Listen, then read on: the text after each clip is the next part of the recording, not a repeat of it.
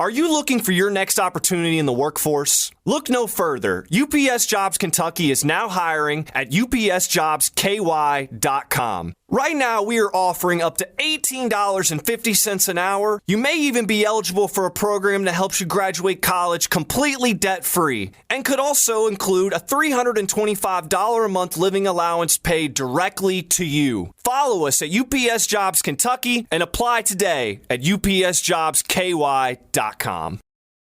There's nothing more important than a child's health. That's why Body Armor Sports Drink is proud to partner with Walmart and Children's Miracle Network Hospitals, raising funds for 156 children's hospitals across the U.S. Children's hospitals are on the front lines when it comes to protecting the health of our future generations. But they are not alone. Please join Body Armor Sports Drink to support the cause. Together, when we change kids' health, we change the future. Go to childrensmiraclenetworkhospitals.org to donate and learn more. That's childrensmiraclenetworkhospitals.org. GE Appliances is hiring full-time for all shifts. Join our manufacturing team and make up to $660 per week. Apply today at makeitatatthepark.com. Make a difference. Make it at GE Appliance Park. Head over to the GE Appliances Podcast Center on ESPNLouisville.com. Time now for Fast Break Friday with Bob Valvano and Mike Pratt. Presented by Ale 81. Summertime is here. Try limited edition Orange Cream Ale 81. Orange Cream Ale 81 is a delicious blend of the original Ale 8 family recipe and natural orange and vanilla flavors. It's hitting the shelves at stores like Kroger. Hurry up while supplies last. Now, here's Bob Valvano and Mike Pratt. Thanks to Ale 81 for being our sponsors here on Fast Break Friday. It's nice to see them. I've noticed they've been more places more prominently than they were before, so they must be making a little push. Plus, the stores are probably responding to people going and saying, hey, do you have that new Ale 8 sugar-free, caffeine-free, because that's fantastic, or the orange one or the cherry one? They're all great. I like the, Bob, I like the cherry one and the sugar-free. Yeah, the Ale 8 Zero is fantastic. Oh, yeah. It's really good. And then I can drink it because it's got no sugar or no caffeine. So that's in your wheelhouse. It is right in my wheelhouse. For a left-hand batter, it's that low inner third pitch that, they love to just turn on and hit into that short porch at Yankee Stadium. Speaking of Yankees, how dreadful was that last night? You're a Yankee fan. Did you watch any of that? And the bad thing is there's a little bit of a local tie because poor Chad Green, who's been so good for them, came up in the bottom of the ninth, the Yankees with a 2-run lead, and gave up 2 for a tie, a blown save for Chad, who's been so good for them. So they don't trust Aroldis Chapman anymore because he can't do anything. No, he's a life and death struggle right now. He may have, I don't know, lost his juice with his arm. But you know what I thought was funny? I didn't see the ending, but I was in and out of a couple things. Of course, the rain delay, right? And Yankees are up 1-0. But how about the relief pitcher? And I think his name is Krisky. Yeah, that's the guy in the last inning that threw 4. Count him, 4. Get 4 for the price of 1.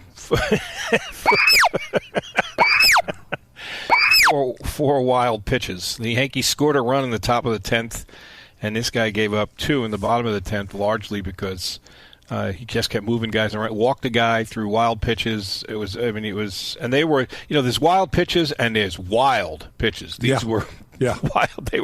They were bouncing like 5-6 feet in front of the plate. So I saw that on SportsCenter this morning. And the other thing is, Bob, the thank you very much from the Yankees to him was. See you down at Scranton Wilkes-Barre. Yeah, and see if you're able to. He looked like a celebrity trying to throw the first pitch. They just can't quite get it to the catcher. So, oh man, they're in shambles. Their whole outfield's on the disabled list or in COVID isolation or whatever. Just terrible. They're not going anywhere this year. Very very unfortunate. They really had hopes that this year was going to be a bounce back year, and. Not looking like it is. So. What gets me about that team, Bob, is they got so much money invested in guys that are always hurt, okay? And so Carlos Stanton is starting to hit a little bit, but he's been hurt. The guy was a terrific player for the Marlins before he went to the Yankees. And his first year or two, he had big, good years. But lately he's been hurt. And then the other guy I would get rid of today is Gary Sanchez. He's very polarizing. He was a terrible catcher for a long time, and he supposedly is. But they kept him because he had the potential to be a great bat. But he's not turned into a great bat. Although he was not the culprit last night. Although, as Nick said, you can't really blame the catcher. The catcher, this Yankee lineup with all their money, Rougned Odor, Gleyber Torres, Rob Brantley was the catcher last night. That was the culprit for all those wild pitches. Their outfield is Greg Allen is playing right field. I mean, I remember this guy because I actually saw him play in Staten Island. Esteban Florial came up, and he was supposed to be a wunderkind, and they couldn't get him out of the minor leagues. He was batting like 217 in minor leagues, but they brought him up because there's nobody left to play in the outfield. They're all hurt, and the third baseman is Tyler Wade. I mean, this is Tyler Wade, Esteban Florial, Greg Allen, Rob Brantley. What are you kidding me? I mean, what the hell is going on with this lineup? Who's the guy they got at second base? Odor. I mean, yep. It's hard to believe, but who's the center fielder that's out for the whole year? Started for him for the last 4 or 5 years. Switch hitter, good bat. Hicks. Hicks. So they've missed him, but last week, Bob, I don't know if we talked about this, but I turned the game on and I forget who they were playing. Maybe it was right after the break, probably Boston, and they had the outfield made up of guys from AAA, all three. Yeah, and they weren't even that good in AAA. And then if they don't play guys from AAA, I mean, God bless him because he is he's been playing with them forever. But Brett Gardner is like 40 years old, and he's batting a whopping 191. So I mean, it's Brantley, the catcher's batting 125. Didn't they have some COVID issues too? Yeah, well, that was what's his name? They're trying to figure out if they want to spend all the money on Aaron Judge because he's hurt all the time too. I mean, they make an investment, and he's never very healthy. So, and the pitching yesterday was Montgomery, Romano, Lutke, Sessa, Green, and Krisky. I mean, Green is the only guy I could pick out of a police line up there. Yep. It's unbelievable. And then he unfortunately blew the save. So, oh my goodness, it's a nightmare. My thinking is if these guys, and I think you alluded to this, these AAA players, as bad as the Yankees are playing, they ought to have been up earlier than now if they were perceived to be really good players or major league potential. But now they're up because the Yankees' back is to the wall. They don't have anybody else. I mean, that's exactly right why they're out. The Reds are in second place, but 6.5 games out, and everybody in the Central Division has minus run differential except Milwaukee, who is 15 games over 500 and plus 56. So I don't know what to make of that. The Reds are just 2 games over 500, but they're in there punching. I mean, they're certainly in there punching for the wild card too. I think. Let me see, where are they in the National League in the wild card? No, they're 6.5 behind San Diego, so they still have some work to do in the second half to get either in the race in their division or the wild card. I don't know. It's going to be interesting to see if they go forward there. They're a spurty team. They're just not good enough. They're 4-6 over the last 10. And there was a stretch there right before the All-Star break. I think they were like 8 of 10 or 7 of 10. I'm not sure, but they were on the right side of a 10-game swing. And, they got the Cardinals tonight, and the Cardinals are 1 game behind them at 7 games behind the Brewers. And then, of course, the Pirates. You can't get enough of the Pittsburgh Pirates if you're an opposing team. They're 19.5 back, Bob.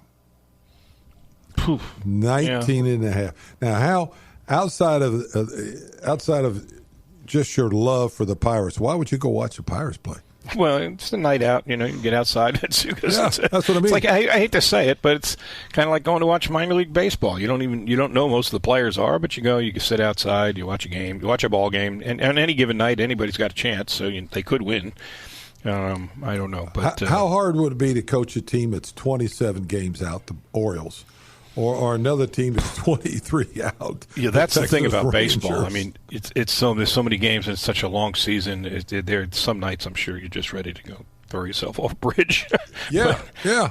But the other side is the majority of the teams are still, if they want to be, optimistic, are one hot streak away from getting themselves at least back in the discussion. I mean, in the American League, Baltimore, which is hard to understand why they've been so bad for so long, but they're 33 games under 500. They're 31-64. And when I say you have a chance of seeing them on any given night, it's like buying a lottery ticket, because at home they're 13-30. They're really awful. Texas is not much better. They're 35-62. Sorry for Jason Anderson, but Kansas City's not very good. They're 15 games out of a wild card. Minnesota's 14.5 out. Detroit, though, is 9 out, and they've been on fire lately. They put a winning streak together. They were like some games under 500. They're 4 games within 500 now, and they're 9 games out. And that's what I mean. So technically, Tampa Bay, Oakland, the Yankees, Seattle, Toronto, Cleveland, the Angels, and Detroit are still in the discussion for a wild card. It's not out of the realm of possibility. So you've really got only 4 teams that you can say have no chance at a postseason run. And in the National League, you've probably got about the same thing. I would say Arizona, who's awful, 30-68, Pittsburgh, Miami, and Colorado. Everybody else is, even Washington's still in the discussion if you want it to be crazily optimistic. So I don't know. It's the Mets are hanging in there, and you know what? In their defense, the Mets have had almost as many injuries as the Yankees have, and they're still in there punching. You could argue that their division isn't as strong as some of the others, but they're in first place, 4 games ahead. So we'll see. Although they still do Mets things. Did you see the game where the pitcher knocked the ball off the foul line? I did. That was crazy. That was It's against the Pirates. Yes, it was. Everybody just kept running the bases. They're standing there arguing. It was like an 8-foot, 10-foot roller down the foul line, and it wound up clearing the bases and scoring everybody. You made a point about winning at home, and look at the Mets. I think they are 28-14 at home, Bob. 28-14. So you wonder why somebody's not having a very good year when the Twins are 22-26 at home. Yeah, I mean, you're at home, and then you mentioned Baltimore, 13-30 at home. 30 at home. That's unbelievable. What is the deal if you can't? You get on the road, a lot of things happen. You're losing, you stay out late, blah blah blah blah. But at home, man, you're at home, you're in your own bed around your family. How can you be 13-30? Bob, how can you do that? You owe your season ticket holders a refund. Oh, yeah. Absolutely. So I've always said, especially in college sports, that's the easiest way to get yourself fired. Lose your home games. If you win at home, you're good at home, you got a puncher's chance of surviving, even if you don't do anything on the road. But when the people are paying and the administrators are there and they're paying attention, and you're getting your asses whacked at home. You're going to have to call a moving van. You might be on the way out. So. Back in the day, that was even more true because. Very little television road games back in the day, right? Because they were limited as TV grew. So you had to play your buns off in front of the home court, home fans, and then figured how are they going to know how bad I'm playing when I get on the road? They're going to listen to the radio, but they can't really tell how bad we are. You can always address. The officials they had it in for us. We had no chance. It was unbelievable. You should have seen it. Unbelievable's right. So Jordan Wara. By the way, I've got a fantastic trivia question for you. Terrific. This is a good one because it's very hard to look up. You kind of just have to rack your brain. There are 3 players right now who won. Not including active players, because obviously they wouldn't be eligible. 3 players who are Hall of Fame eligible right now, meaning they're retired, and they've been out of the game for, 5 years, whatever the time is. 5 years, They won back-to-back MVPs when they were players, and yet they're not in the Hall of Fame. And I'll give you one clue. Only one of them is a steroid guy who's being kept out because of his steroid connection. But the other 2, you'd know them. They're well-known guys. Very good players, but they're not in the Hall of Fame. They won back-to-back MVPs, but they're not in the Hall of Fame, even though they're eligible. And there's 3 of them, and there's only one that's a steroid-related guy. Keith Hernandez in that mix? No. No. Kirby Puckett. Kirby Puckett is wrong? It's a good question. Well, Tony Gwynn's in the Hall of Fame, isn't he? Sorry? Tony Gwynn? Well, he's not one of them anyway, but okay, I believe I think he's in the Hall of Fame, yeah. Huh. It's a good question. That is a fair question. You start with the steroid guy because he's pretty easy. Barry Bonds. There you go. So you got that done. So there's one. Now the other two are tough. Text those in. 437-9680 UPS Jobs text line. Let's see. Yeah, somebody who gets it. We don't give him a prize, but we. No. We'll give him a prize. I'm in a prize giving mood today. Wow! Look at you. You're into your baseball mode today, huh, Bobby V? Well, I mean, listen. I know everybody around here, but seriously, it's July. I mean, football. I mean, there's stories. Don't get me wrong. The Olympics are a great story. Obviously, a story that would directly affect you, and I say you meaning the UK people. Texas and Oklahoma might be saying, "Hey, forward by mail soon." That's interesting. I thought we were kind of done with realignment for a while. What do you make of that? That we can talk about before we talk about some other stuff. That's a big story. What do you make of that? They didn't take part in the Big 12 conference call. They were like, "Nah, we'll sit this one out." Yeah. So I was like, that kind of tells you where that whole thing is, doesn't it? Yeah. Well, they don't want to be answering questions. That's for sure. Well, I think you've got a political battle. I think right now in the state of Texas, from what I've read, the chairman of the board of Texas is a very politically connected guy. And I was told yesterday, Bob, by what I would consider reliable sources, honestly, that this thing, the discussion between Oklahoma and Texas and the SEC has been going on for over a year, off and on. You know how that goes. You got to start the process. You got to shake the hands. You got to, have dinner, conference call. It just doesn't happen. You just don't pick up the phone and say, "Hey, I want out of here," right? It is totally a process. And I was told it's been going on, and that they didn't expect that type of leak out of Houston. But saying that, I think there's a political battle between the powers to be politically behind A&M and then the powers to be behind Texas. And A&M, for some reason, for a team that hasn't been dominant, what's the Texas A&M's coach's name, the new one? I can't think of his name now. The football coach? Yeah, football coach. Jimbo Fisher. Jimbo Fisher. He has, the last couple of years, been very good. Prior to that, they had been a struggle.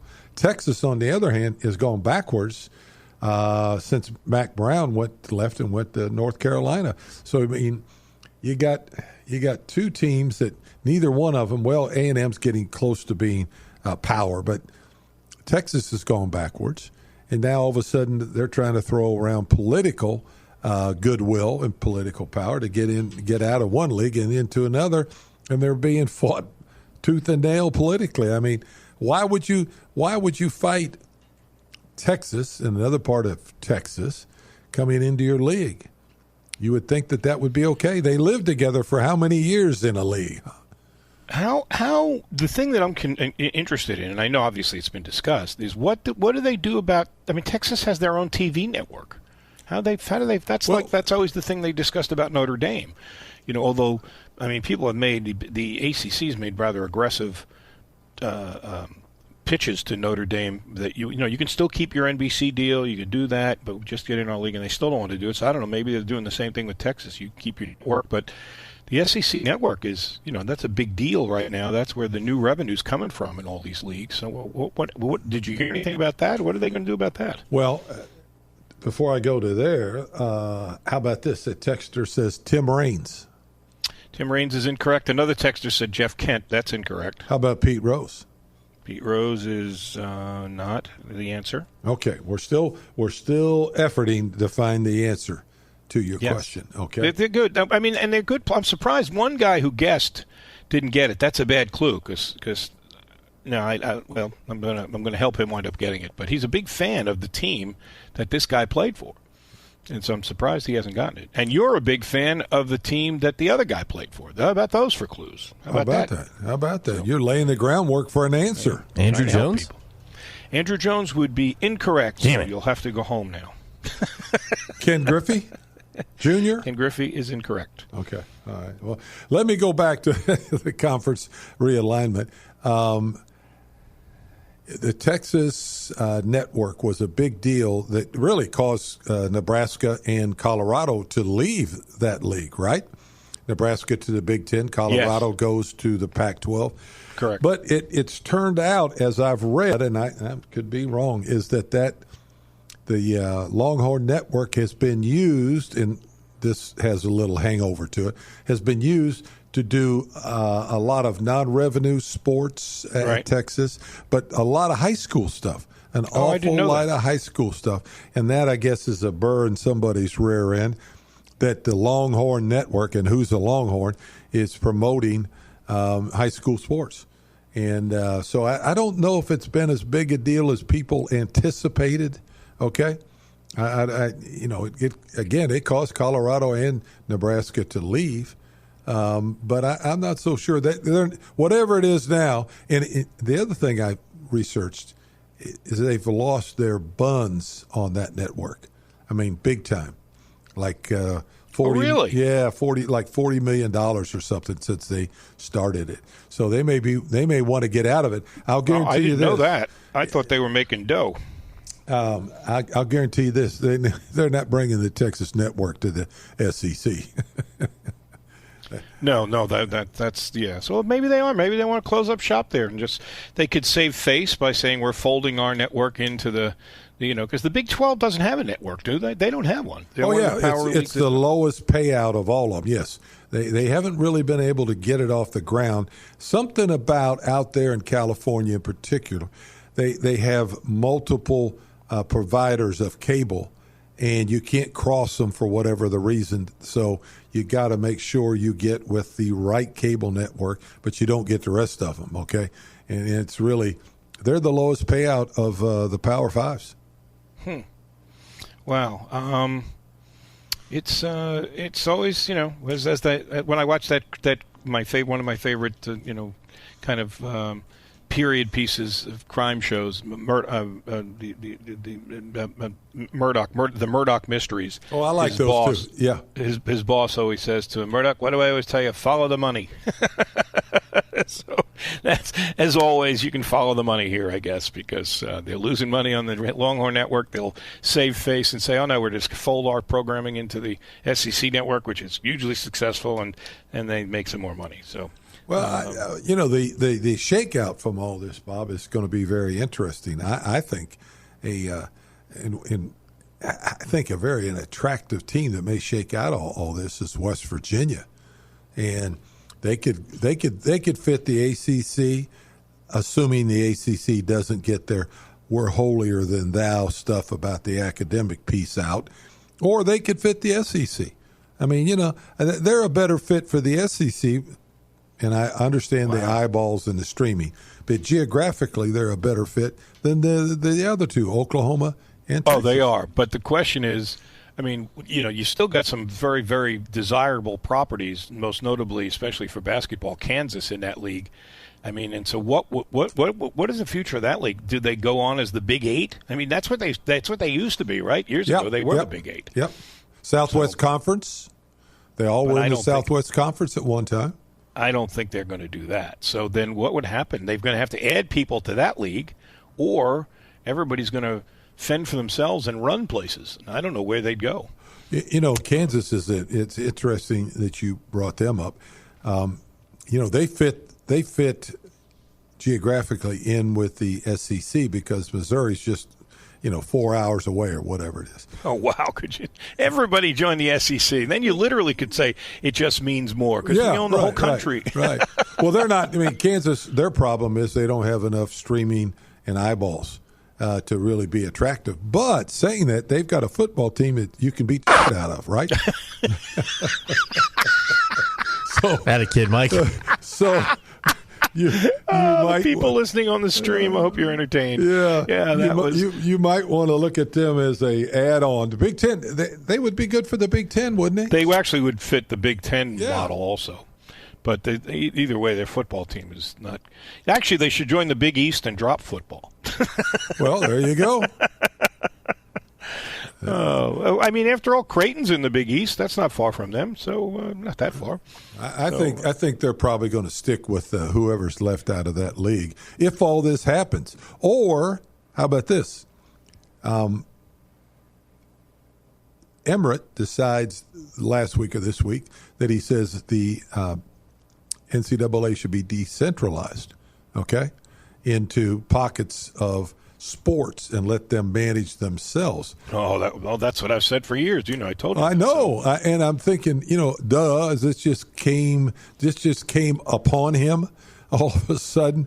In that announcement, along with the announcement that is supported by many people, there's no forfeits in football, and then this Texas-Oklahoma thing. Isn't it kind of ironic that all these things hit at once? There's no forfeits in football? What are you talking about? No, there are forfeits. Yeah, he said there are forfeits. But every league is taking that. Even the NFL is saying. Well, good for them. Yeah, I mean, I agree. The difference right now between this and last year is, I mean, you literally couldn't do anything. There was you did the best you could. I mean, you tried to mask up and social distance and all that. But the fact of the matter is there was no statistically proven a deterrent nearly as effective as the vaccine. So if you're not getting enough of your people vaccinated, then that's on you. So then take a forfeit. I agree with them. I mean, and also Sankey did say they're going to, I guess, loosen the reins when it comes to limits on players. So the fact is, it may, God forbid for you, if you're starting quarterback and starting running back and your middle linebacker, or they're all testing positive, but then it's going to have to be what football coaches love to preach all the time, right? Next man up. Yep. So just got to get somebody else in play. That's the way the game has always worked. If it was a sprained ankle, you'd sit out. So now it's this. But if they're not, especially if they're not vaccinated, I mean, you've only got yourselves to blame. That's the thing I'm amazed at, Mike, is that everybody who loves their teams and their sports and everything so much, like the governor of Arkansas says, he says, I know, forget about making it political. I mean, now you've even got Mitch McConnell and Sean Hannity, for God's sake, telling people you got to go get vaccinated. I mean, it's not a political thing. Talk to your family doctor. 999 out of 1,000 are going to tell you to go get the vaccination. So, I mean, that's the part I don't understand. So, yeah, if you don't get it, and you aren't missing players, you should forfeit. I mean, we're talking now about football because we're getting ready for college football and what the virus could mean to a team and a forfeit. How about basketball, Bob? You got 13-man team, and usually – guys at the end of the year are playing 8 guys, maybe 9, okay? Right. For the most part. So, I mean, will you see more forfeits in basketball? And I know there's more games. Good question. There's more games. I get it. But I think basketball, because of the numbers, is more susceptible to coming up with some forfeits. No, I mean, I agree. I mean, the NBA worked around that you saw the size of the rosters, and they were much bigger than normal. I mean, there was a slew of DNP coaches' decision in the playoffs because they were all carrying, I think, like 15-man rosters. But that was the right way to do it. Now, I don't know, in basketball, you're not going to be able to probably do that on short notice unless you're willing to take kids out of the student body because you're not going to go bring guys in now. But I think you're in the same boat. But I agree with you. Basketball is going to be interesting because it's going to be indoors. It's the winter when diseases normally spread more rapidly anyway because we're all inside. And so, yeah, it's going to be. But you know what? I hate to say it. Milwaukee's worthy champions. Congratulations to them. I enjoyed very much the final series. I thought it was very entertaining. But, I mean, if you're a Nets fan, you got to look at that and say, we didn't really get a fair shake. I mean, they played without 2 of their 3 stars. One didn't play at all, the knucklehead Kyrie Irving, and then poor Harden, who, some guys like, some guys hate, but I'll give him credit. He was trying to play through terrible injury. I mean, he was a gamer. So, that was there. Oh, well, I'm not to be cavalier about it, but that's part of the landscape. Speaking of cavalier, we're going to take a break here. It's bottom of the hour. But Cavalier leads us to Cleveland. And it's not Dayton, I know, but Cleveland's in the news, too. Yeah. So let's talk about that, shall we, when we get back? So plenty of things to talk about here, just even though it's the middle of July. There's amazing content going on. We didn't even touch on the Olympics yet, which I actually am looking forward to, even though it's going to be another weird setting with no spectators. But I was actually watching Lachlan would be spinning in his grave if he were dead. I was watching rowing last night. Wow. Rowing? Yeah. Oh. Well, because you don't have to know anything about it. You just know who's trying to get to the finish line first. There's not a lot of, I don't understand the rule. You're sitting on your couch. You're going, row faster, row faster. It's the guy. I have a new favorite guy now. I didn't know that they did this. There's a guy who has to lay on his belly on the dock, basically, and reach over and hold the boat in place until they say go. And so this poor guy's laying there, and he's hanging. It was the 4-person boat, so they're pretty big, and he's hanging on, trying to keep from getting dragged into the water, basically. And they're just holding on. I could just see him saying to himself, "Please start this, shoot the gun, or sound the horn, or whatever they do to start this thing." So they've got all these people laying on their bellies, holding the boats. God, I would have had something to aspire to, and if I'd owned that earlier, I could have been an Olympic participant as the designated boat holder for the USA. That'd have been very. Although I don't think it was anybody from the country, because without being, insensitive or anything, I mean, the people holding the boats all looked like they were Japanese, if you know what I'm talking about. So I guess they could have all been, citizens of whatever country they were holding, but it's unlikely. So my guess is they're just staff people. It's always a hurdle I can't get around. Like, I just can't get to the Olympics. So I don't know. Probably not going to happen.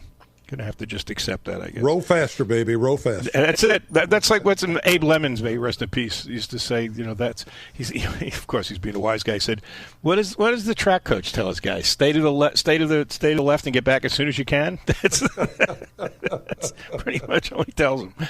All right, we'll come back. Thanks for being with us. Fast Break Friday on 680 105.7 and wherever you're listening to us on the P&V network. We are so proud to have brought the price relief to the people of Louisville that they deserve. Wendy Canavan, Vice President of Genesis Diamonds, reflecting on Genesis Diamonds' first decade in Louisville. We have shaken up the marketplace because our prices are incredibly lower. The fact is, before Genesis, everyone here paid more. Diamond prices were higher. It was kind of like there was a standardized pricing. Everybody charged it, and the customers bought it. But now you get access to the world's finest diamonds at true direct importer prices. They're amazed when they see how far their dollar goes at Genesis Diamonds and the beauty and quality of our diamonds. Is this the year you get engaged or celebrate a milestone anniversary? Get the value you deserve at Genesis. Customers say, "I've heard your radio commercials. I can honestly tell you it's true. We hear it every day." We never lose a customer over price. Genesis Diamonds, proud to be a part of this amazing city going into our 11th year with tens of thousands of satisfied customers. Shelbyville Road Plaza. You know summer is here when the limited edition Orange Cream Ale 8-1 hits the shelves. Orange Cream Ale 8 is a delicious blend of the original Ale 8 family recipe and natural orange and vanilla flavors. Open one and you will be reminded of having a dreamsicle on a summer night sitting in a folding lawn chair. Available while supplies last at Kroger, Walmart, Meijer, Value Market, and other retailers. Hurry up and get some before it's gone. Ale 8-1, Kentucky proud and family owned since 1926. If you're using a shredding company, did you know that your confidential documents can be trucked as far away as 100 miles before they're destroyed? Why trust those documents being shredded elsewhere? At ESPN Louisville, we trust our shredding to a locally owned and operated company, A+ Paper Shredding. A+ Paper Shredding will come to your office and pulverize those documents on site. So if you're worried that your documents are at risk, call our trusted friends at A+ Paper Shredding, 502-640-4223, or on the web at apluspapershredding.com. Hi, this is Mike Pratt. Healthy people live with high standards, which is why I take Evercure CBD. Evercure products are only made from the sweetest flowers of premium CBD hemp grown in Kentucky. When you taste this full spectrum distilled CBD oil, you will realize why Evercure CBD is Kentucky fine bluegrass made. It is truly a local treasure. It works. Purchase your Evercure at evercurecbd.com. Enter Mike P at checkout to receive 10% off your purchase. A vacation is one of the biggest investments you will make all year. Protect your investment by turning to an expert in travel, Jamie Murphy Dream Vacations. For all inclusive to cruises, group sales, and honeymoons, Jamie Murphy Dream Vacations is in your corner every step of the way. For no cost, take advantage of Jamie Murphy Dream Vacations' access to exclusive offers and industry relationships. Take the hassle out of your travel planning by visiting mycustomvacation.com to book your dream vacation today. That's mycustomvacation.com. My name is John Veronese, owner of Veronese, River House, and Levy Restaurants. I've been part of Commonwealth Bank and Trust family since 2007. CB&T showed me how to use what was already in my business to help me grow my business. The people at CB&T support me and so many other local businesses. They're friendly, fast, and fair. I'm a little bit of a risk taker, but they stand behind me like family. When it comes to my business, having CB&T as a partner is like having a banker in the family. See more business banking stories at bankerinthefamily.com. Hi, I'm Mike Pratt, here to tell you about Premier Packaging, a locally owned business that specializes in packaging, shipping, and logistics. Since 1984, Premier Packaging has taken a straightforward approach you can trust. With shipping costs on the rise, their team of professionals will work with you personally to minimize costs and increase your bottom line. From inbound, outbound, storing, and picking, Premier Packaging has solutions for your businesses, large or small. Visit primpack.com and sign up for a free assessment. Premier Packaging. This approach makes a difference. I absolutely love my dog, but the constant shedding, not so much. But then I got a Swiffer Sweeper Pet Kit, and it is amazing. These super thick cloths pick up a crazy amount of hair. Just look at all that. And that was from just one swipe. And the best part? Sweeper's so much easier to maneuver than a broom or a vacuum, easily getting around chairs and under the couch. You're right. Now I can focus on you, not your shedding. Swiffer Sweeper Pet Kit, because shed happens. Do you suffer from peripheral neuropathy in the hands or feet, continual numbness, tingling or burning sensation, balance problems, decreasing the quality of your life? This is Mike Pratt, University of Kentucky Basketball Hall of Famer. I am here to talk to you about Dr. Anthony Sears, author of Your 21st Century Doctor. One issue that has long frustrated Dr. Sears that many neuropathy sufferers are unaware of is the potential dangerous side effects of the prescription drugs that they are using. They are unaware of recent studies that reveal the very drugs they're taking are actually making the condition worse. Dr. Sears' passion is showing patients how to reverse their neuropathy and live without the fear of the inevitable downward spirals created by the disease itself and the typical cocktail drug approach. To learn more, I invite you to his free seminar, Blueprint to Neuropathy. This seminar is free. Seating is limited. Call now to reserve your spot, 1-888-655-PAIN. Again, 1-888-655-PAIN.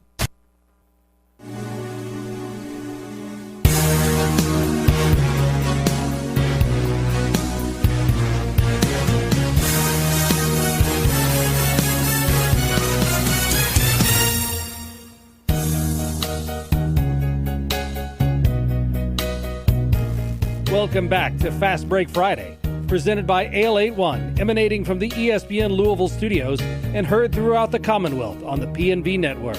Now, here's Bob Valvano and Mike Pratt. We are back, and we're going to remember we still have that trivia question saying out there, who are the only three players who are currently Hall of Fame eligible, who won back-to-back MVP awards, but are not in the Hall of Fame. Only one is, I'll give you a hint, was related to the performance-enhancing drugs, the steroid era. And we already got that. That's rather easy. That was the easiest one of the three. Barry Bonds, of course. But the other two, good players, not obscure names like some guy from the 1930s or something. No, these are, the modern-day players, certainly. And how about Dale Murphy? Oh, there's number two. Dale Murphy. That's why I was surprised Ents didn't get that. He's a humongous Braves fan. All right, we have a guy on the line, John.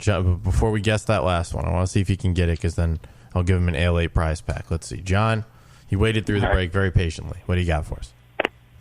I got Juan Gonzalez. No. Sorry. No Ale 8. But go buy Ale 8, though, because it's delicious. Wow. All right. Thank you, sir. All right. Bob, good guess. You're doing better, buddy. Thanks, man. Appreciate it. Yep, not Juan Gonzalez. I don't know if I want to give a clue or not. The text line, I got a bunch of Willies here. Put that on the mix. The guy's not named Willie, so that's right. wrong. So not Willie Randolph or Willie McGee. What about Eric Davis? Eric Davis is wrong. Can you got to go back a ways. Can you repeat the question someone asked on the text line? Repeat the question is: 2 trains leave Pittsburgh at the same time. What? No, I'm sorry. It is these. There are 3 players who have won back-to-back Major League Baseball MVP awards and are not in the Hall of Fame, even though they're Hall of Fame eligible.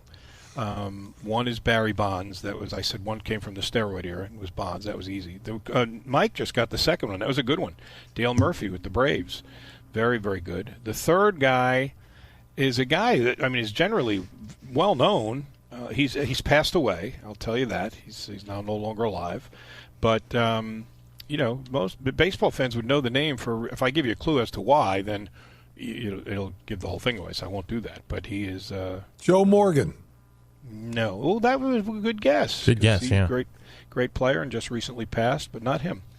But and I said it was a team you like, so you picked the Reds. That's okay. There's you're like me. You got a couple of teams you follow, so that's another bit of a clue. But very good player who's not in the Hall of Fame, which is a little surprising to me actually. He won World Series. I'll give you another clue. This could help you. He was a World Series champion with more than one team, which is what's interesting. So it wasn't like he got left out. Poor Dale Murphy never played in the postseason, did he? Did he ever make the postseason? I don't even know if he ever did. I don't think he did. I don't. But he might have when they brought the pitchers in there. When they brought the 3 pitchers, was he at the tail end? I think he was at then, maybe, but he was at the tail end at best. Yeah. So, but this guy, so sometimes you say, well, some guys don't win the MVP, and they don't anymore. I remember when Andre Dawson won it with the Cubs, who were a last place team. That ain't going to happen anymore. But this guy played for pennant winners and won world championships.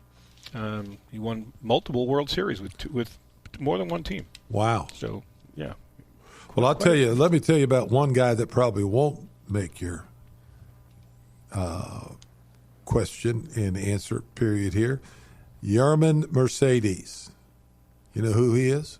No. Who's he? He's the guy, Bob, that played with the White Sox and got out to a good start, and then the bottom fell out of his game, and they sent him down to AAA, and he said, "See you later. I don't need baseball." Oh, yeah, I did read that. Yes. Yeah. Now he's back. He's back. He's like a little kid who sulked. I'm not going. I don't want to play anymore. And they said, "You're not going to get paid." And he said, "All right, I'll stay."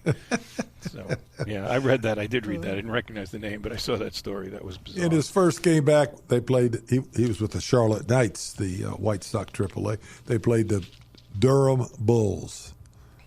The Durham Bulls still got a team there. Bull Durham. Oh no, they got you've been there, right? Yeah, they have a great, beautiful stadium, gorgeous stadium, very nice.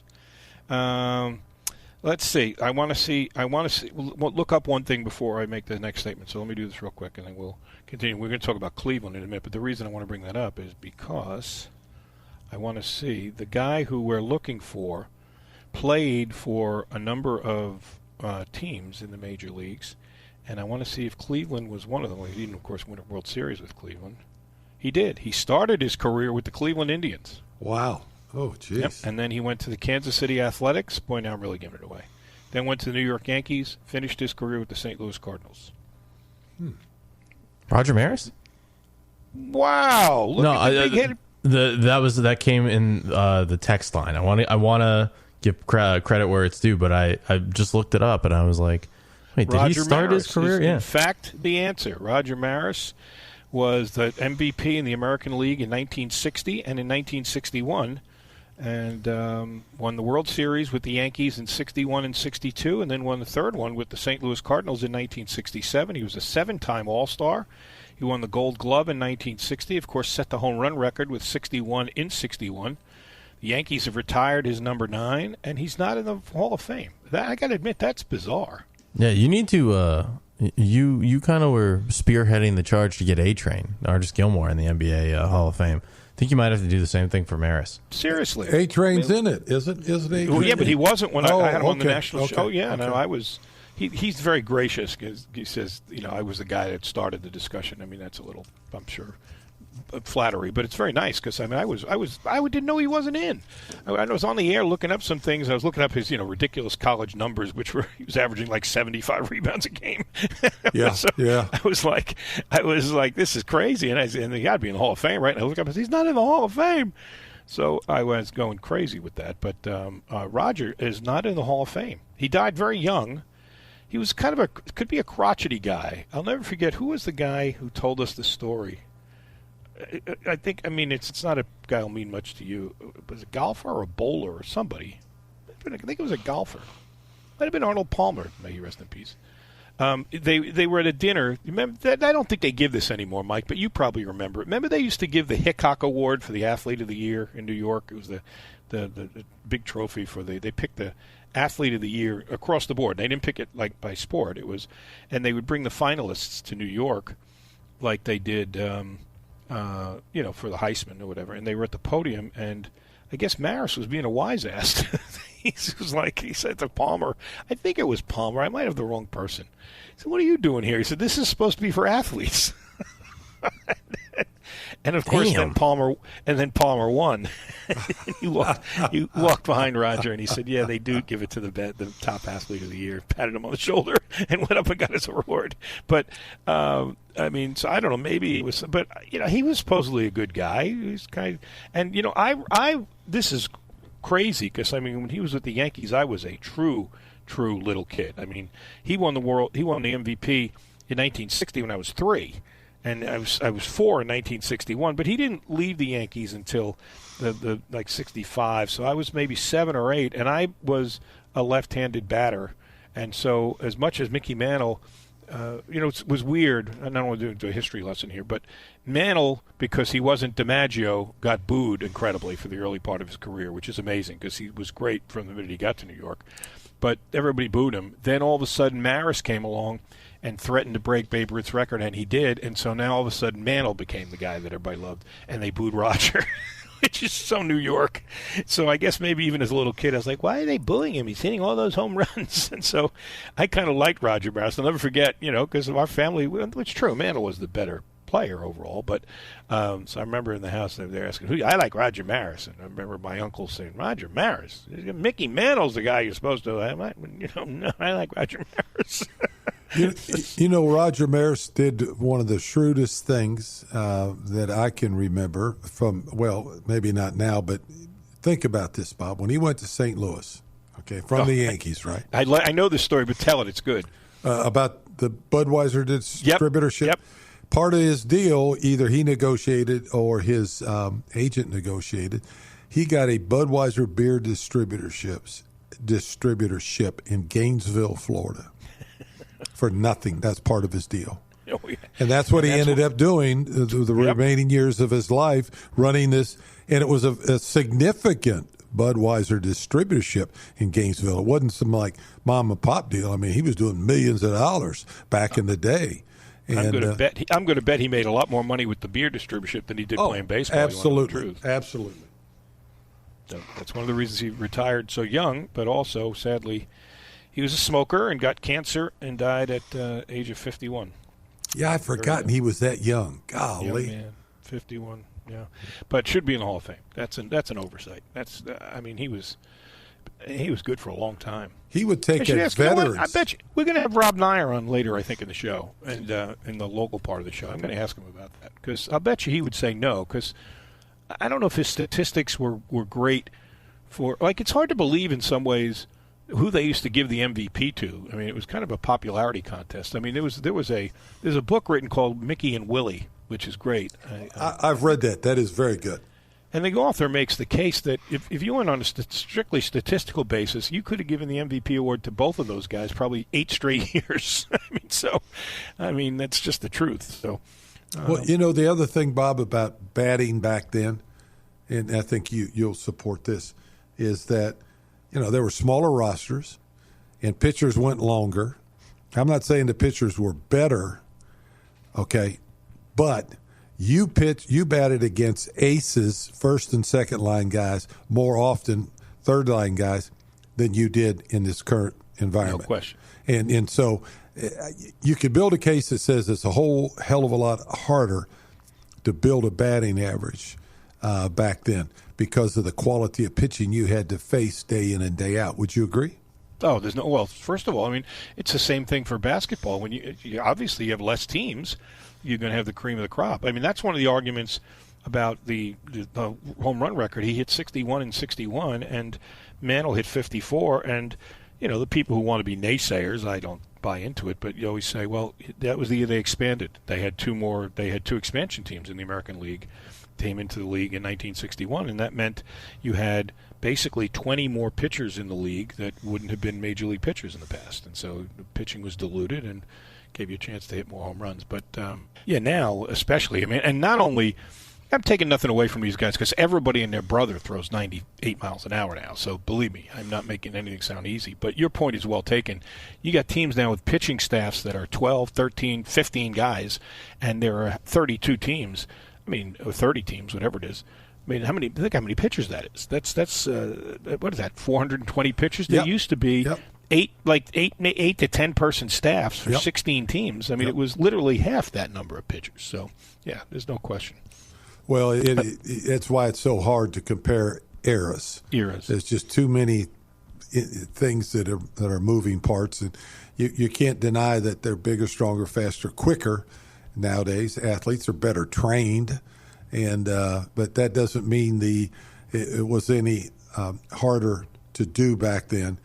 It was probably harder to do given you didn't train then. I mean, pitchers, those guys went 9 innings back then. They went 9 innings. If they didn't, people were kind of looking at them. I mean, there wasn't any 5 or 6 inning games unless you were getting shelled, and then you were back to the minor leagues, right? Yeah, no, I agree. Hey, I said we were going to talk Cleveland. Well, now we don't have time, but we'll do it next hour. We brought it up because Cleveland is going to change their name at the end of this year, which, I understand, frankly, when the names are offensive to groups. I mean, honestly, the Redskins is a derogatory term for Indians. I get that. I'm not completely sure I understand why it's offensive to call the logo was offensive. I mean, it was a terribly stereotypical logo, but the name, I mean, they call the Fighting Irish. I thought you were just celebrating a group of people, but whatever. They're sensitive to it and they're going to change it, but they're changing it to the Cleveland Guardians. Okay. Yeah, where does that come from? That's what I looked up, and that's why I'm laughing. It's the Cleveland, if you really went all the way to the end, I guess it's right outside the stadium. There are these 2 big statues right by the bridge that goes right near the stadium there, and they are the guardians of traffic. Which is, I mean, certainly important. We don't want to be driving willy-nilly on the highways killing each other, but if you take it to its extreme, they went from the Indians, which, I'm sorry if the name was offensive, but there's attributes that we attribute to Native Americans, if you want to use the more different term, that are very admirable. The determined, brave, but the guardians of traffic, I don't know. I'm not sure. And they're selling it so hard, the team. I mean, they're doing what they have to do. They're saying that's what Cleveland is. Where everywhere people here live, they're guardians of the city. We look out for each other. And these statues, I guess, are enormous. But the Cleveland Guardians, I mean, I'm sorry, but every time I hear that, I'm going to be thinking of a guy with like a crossing guard, whistle standing in a crossing guard. Yeah, what in like a 3rd grade class, in front of the school. Yeah. How about the Stanford Indians become the Stanford Trees? Well, the Stanford Cardinal, I'm very upset if you put the S at the end. Yeah, it's supposed to signify the color. The Stanford Cardinal. That's so Stanfordish, but they were the Indians at one time. Yeah, I know. So was a lot of teams with the Indians. I think it wasn't Providence High School with the Indians, I think. Oh, they were? Now they're... No, wait, no. Providence College is the Friars. They're the Pioneers. And so was William and Mary used to be the... There were a lot of Indians, but they're not anymore. So anyway, that's what they're going to be, the Guardians. Okay. We'll come back. You've shared half your life. Are you looking for your next opportunity in the workforce? Look no further. UPS Jobs Kentucky is now hiring at upsjobsky.com. Right now, we are offering up to $18.50 an hour. You may even be eligible for a program that helps you graduate college completely debt-free and could also include a $325 a month living allowance paid directly to you. Follow us at UPS Jobs Kentucky and apply today at upsjobsky.com. There's nothing more important than a child's health. That's why Body Armor Sports Drink is proud to partner with Walmart and Children's Miracle Network hospitals, raising funds for 156 children's hospitals across the U.S. Children's hospitals are on the front lines when it comes to protecting the health of our future generations. But they are not alone. Please join Body Armor Sports Drink to support the cause. Together, when we change kids' health, we change the future. Go to childrensmiraclenetworkhospitals.org to donate and learn more. That's childrensmiraclenetworkhospitals.org. GE Appliances is hiring full-time for all shifts. Join our manufacturing team and make up to $660 per week. Apply today at makeitattthepark.com. Make a difference. Make it at GE Appliance Park. Head over to the GE Appliances Podcast Center on ESPNLouisville.com.